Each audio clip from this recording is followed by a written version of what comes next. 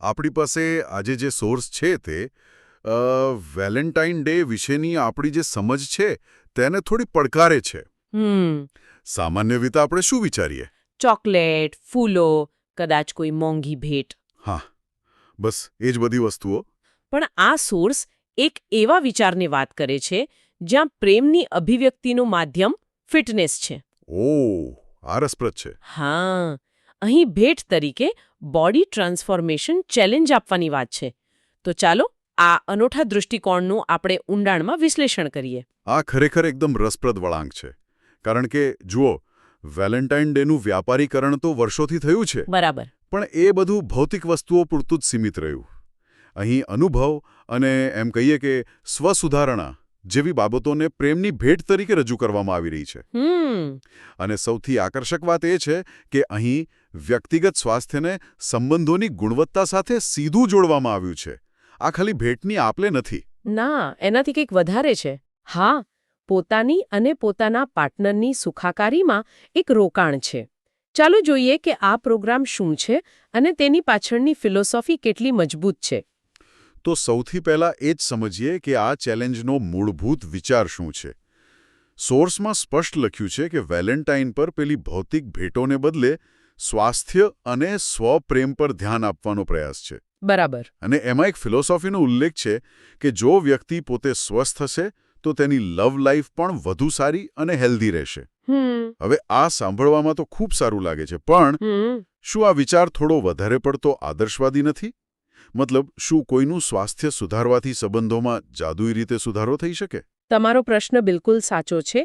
આ કોઈ જાદુઈ ફોર્મ્યુલા તો નથી જ. હા. કે ફિટનેસ સુધરી એટલે સંબંધોની બધી સમસ્યાઓ દૂર, એવું નથી. પણ આપણે એની પાછળનું મનોવિજ્ઞાન સમજવું પડે. ઓકે.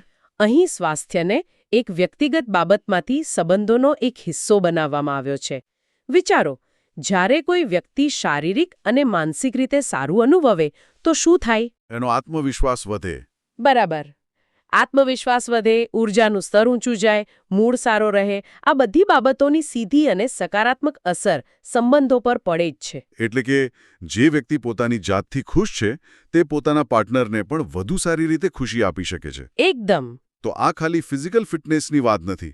આ તો એક પ્રકારનું માનસિક પરિવર્તન પણ છે. હા, બિલકુલ. જ્યારે આપણે પોતાના શરીરની સંભાળ લઈએ છીએ ત્યારે આપણે અજાણતા જ આપણી જાતને એક સંદેશ આપીએ છીએ કે હું મહત્વનું છું.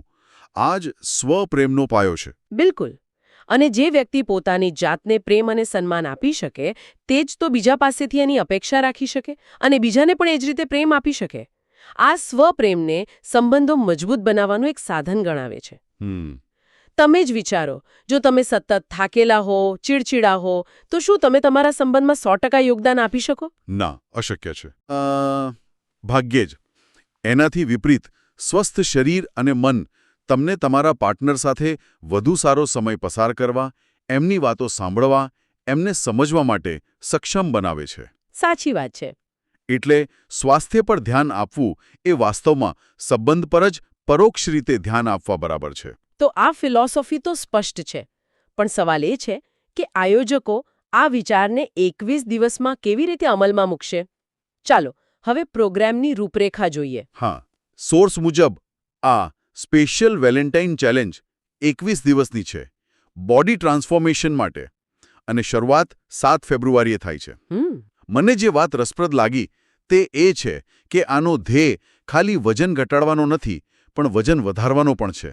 આ બંને વિકલ્પો કેમ મહત્વના છે? અહીં બે બાબતો સમજવા જેવી છે. પહેલું તો સમય. 7 ફેબ્રુઆરીથી શરૂઆત એ બહુ જ સ્માર્ટ નિર્ણય છે. વેલેન્ટાઇન વીકની સાથે જ. બરાબર. એટલે લોકો માનસિક રીતે એની સાથે જોડાઈ શકે. અને બીજું, 21 દિવસનો સમયગાળો. હા, એ કેમ? ઘણા અભ્યાસો કહે છે કે કોઈ પણ નવી આદત પાડવા માટે લગભગ 21 દિવસ તો જોઈએ જ. તો આ એક સારો સ્ટાર્ટિંગ પોઈન્ટ છે. એટલે કે આદત પાડવાની વાત છે, ખાલી વજન ઉતારવાની નહીં. એકદમ. હેતુ એ છે કે એક નવી સ્વસ્થ જીવનશૈલીનો પાયો નાખવાનો છે.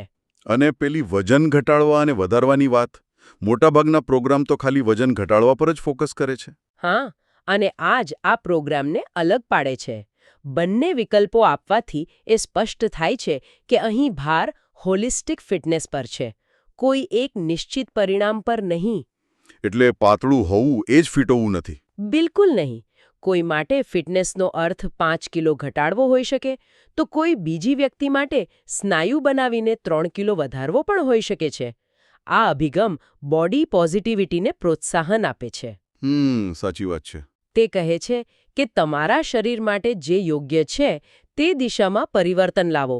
એ જ સાચી ફિટનેસ છે. તો પ્રોગ્રામનો વિચાર અને સમય તો બરાબર છે, પણ સવાલ એ છે કે આ 21 દિવસમાં એવું તો શું કરાવશે આ લોકો કે જેનાથી આટલો મોટો ફેરફાર આવે? હા, એ જ મુખ્ય વાત છે. સોર્સમાં 5 મુખ્ય વિશેષતાઓ ગણાવી છે: daily challenge, recipe books, personalise coach, online workout અને હેલ્ધી કમ્યુનિટી. આમાંથી ઓનલાઈન વર્કઆઉટ અને રેસિપી બુક્સ તો હવે સામાન્ય છે, પણ મને લાગે છે કે પર્સનલાઇઝ કોચ અને હેલ્ધી કમ્યુનિટી એ આ ચેલેન્જને વધુ અસરકારક બનાવી શકે. તમે બરાબર મુદ્દો પકડ્યો છે. આ પાંચેયને એક સંપૂર્ણ ઇકોસિસ્ટમ તરીકે જુઓ. ઓકે. ઓનલાઈન વર્કઆઉટ અને ડેલી ચેલેન્જ એ શારીરિક કસરતનું ધ્યાન રાખે. રેસિપી બુક્સ પોષણનું. પણ સફળતાનો મોટો આધાર પેલી 2 સુવિધાઓ પર છે. પર્સનલાઇઝ કોચ પર. હા, પર્સનલાઇઝ કોચ એ સુનિશ્ચિત કરે કે programme one size fits all ન બની જાય. દરેકનું શરીર અલગ, જીવનશૈલી અલગ. કોચ એ વ્યક્તિગત સમસ્યાઓનું નિરાકરણ લાવવા મદદ કરે છે. અને પેલી હેલ્ધી કમ્યુનિટીનું શું? એ ખાલી એક વોટ્સએપ ગ્રુપ જેવું છે કે પછી એની પાછળ કોઈ ઊંડો વિચાર છે? હેલ્ધી કમ્યુનિટી કદાચ આ આખા પ્રોગ્રામનો સૌથી શક્તિશાળી ભાગ છે. એમ? હા, તે સામાજિક જવાબદારી એટલે કે સોશિયલ અકાઉન્ટેબિલિટીના સિદ્ધાંત પર કામ કરે છે. અચ્છા. જ્યારે આપણને ખબર હોય કે કોઈ બીજું પણ આપણી સાથે આ સફરમાં છે, ત્યારે સફળ થવાની શક્યતા વધી જાય છે. હા, એ તો છે. એકબીજાને જોઈને પણ ઉત્સાહ આવે. બરાબર. જ્યારે કોઈનો ઉત્સાહ ઓછો થાય ત્યારે ગ્રુપના બીજા સભ્યો તેને પ્રેરણા આપે છે. લોકો પોતાની સફળતા, નિષ્ફળતા બધું શેર કરે છે, જેનાથી એકલતા નથી લાગતી. એ વાત સાચી છે. મેં મારા એક મિત્રને જોયો છે જેણે એની પત્ની સાથે મેરેથોન માટે ટ્રેનિંગ શરૂ કરેલી. એ કહેતો હતો કે ટ્રેનિંગ દરમિયાન જે મુશ્કેલીઓ અને સફળતાઓ એમણે સાથે અનુભવી એનાથી એમનો સંબંધ પહેલા કરતાં વધુ મજબૂત બન્યો. બસ આ કોમ્યુનિટી એ જ કામ કરે છે. તે માત્ર શારીરિક જ નહીં પણ એક મજબૂત મનોવૈજ્ઞાનિક સપોર્ટ પણ પૂરો પાડે છે. પણ મને હજુ અમુક વ્યવહારુ બાબતો જાણવી છે, જેમ કે આ ઓનલાઈન વર્કઆઉટ લાઈવ હોય છે કે રેકોર્ડેડ? અને રેસિપીમાં શું હોય? સોર્સમાં આ વિશે કંઈ છે? સોર્સ આટલી ઊંડી વિગતોમાં નથી જતો, પણ સામાન્ય રીતે આવા પ્રોગ્રામ્સમાં વર્કઆઉટ રેકોર્ડેડ હોય છે, જેથી લોકો પોતાની અનુકૂળતાએ કરી શકે. અને ક્યારેક લાઈવ સેશન પણ હોય. હા. અને રેસિપી બુક્સની વાત કરીએ તો ભારતીય બજારને ધ્યાનમાં રાખીને બનાવેલા પ્રોગ્રામમાં સ્થાનિક અને સરળતાથી મળતી સામગ્રીનો જ ઉપયોગ થાય. એટલે પોહા, ઉપમા, દાળ રોટલી જેવી વસ્તુઓ. બરાબર. એને કેવી રીતે વધુ હેલ્ધી બનાવી શકાય એના પર ફોકસ હોય. જો રેસિપી વિદેશી અને જટિલ હશે તો લોકો એને અનુસરી જ નહીં શકે. સાચી વાત. તો આ પાંચે મળીને એક સર્વાંગી અભિગમ બનાવે છે. એકદમ. ચાલો હવે સૌથી મહત્વના પ્રશ્ન પર આવીએ. પરિણામો. હા, બધાને એમાં જ રસ હોય. સોર્સ દાવો કરે છે કે આ ચેલેન્જથી સરેરાશ 3 થી 6 કિલો સુધી વજનમાં ફેરફાર થઈ શકે છે, ઘટાડો કે વધારો. અને શરીરનું સંપૂર્ણ ટ્રાન્સફોર્મેશન. હવે 3 થી 6 કિલોનો આંકડો 21 દિવસમાં ઘણો આકર્ષક લાગે છે. શું આ વાસ્તવિક છે? અને સ્વસ્થ પણ છે. જો 3 થી 6 કિલોનો ફેરફાર 21 દિવસમાં શક્ય છે, ખાસ કરીને જો કોઈનું શરૂઆતનું વજન ઘણું વધારે હોય. અચ્છા. શરૂઆતના દિવસોમાં શરીરમાંથી વોટર વેટ એટલે કે પાણીનું વજન ઝડપથી ઘટે છે, એટલે આંકડો મોટો દેખાય છે. ઓકે. અને પેલા સંપૂર્ણ ટ્રાન્સફોર્મેશનનું શું?